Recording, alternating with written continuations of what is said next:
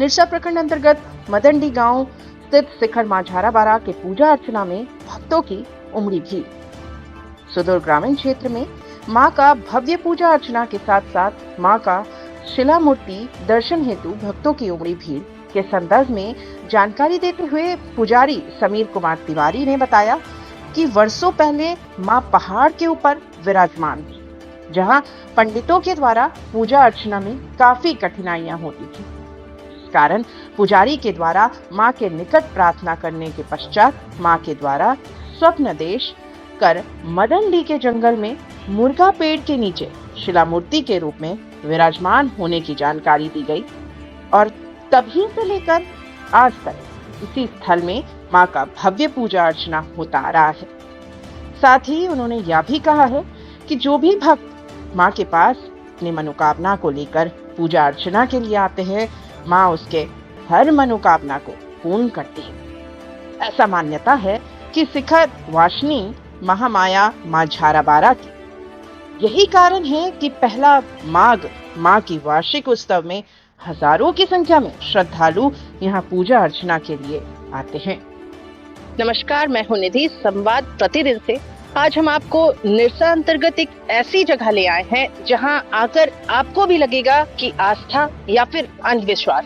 ऐसा मंदिर जहां लोगों का अखबार लगा हुआ है, जहां लोगों का कतार लगा हुआ है, सिर्फ ये कह के कि यहाँ से आस्था जुड़ा हुआ है। वो कहते हैं ना कि हिंदू और सनातनी धर्म का एक अलग ही आस्था है, और इस मंदिर में पहुंचकर हमें बस यही लगा कि सही में हिंदू धर्म का एक अलग आस्था है। यहाँ निरसा अंतर्गत झाराबारा मंदिर में लोगों का कतार जहाँ ये कहते हुए सुनाई दिया, जहाँ यहाँ के पुरोहित भी ये कहते हुए सुनाई दिए कि यहाँ का आस्था जो है एक अलग ही तौर पर दर्शाता है, जहाँ इस बार इस मान्यता को आगे बढ़ाने के लिए मंदिर के कमेटी जो है उससे मंदिर को और आगे बढ़ाने के लिए एक मेले का भी आयोजन करते हैं, जहाँ ऐसा कहा जाता है कि ये जो झाराबारा माँ है ये पहले पहाड़ पर विराज करती थी, लेकिन लोगों का ये आस्था है और लोगों का ये कहना है कि लोग ने माँ को ये कहा कि हमें काफी ज्यादा दिक्कत होता है माँ के दर्शन करने में, क्योंकि पहाड़ पर चढ़कर पूजा करना तो एक काफी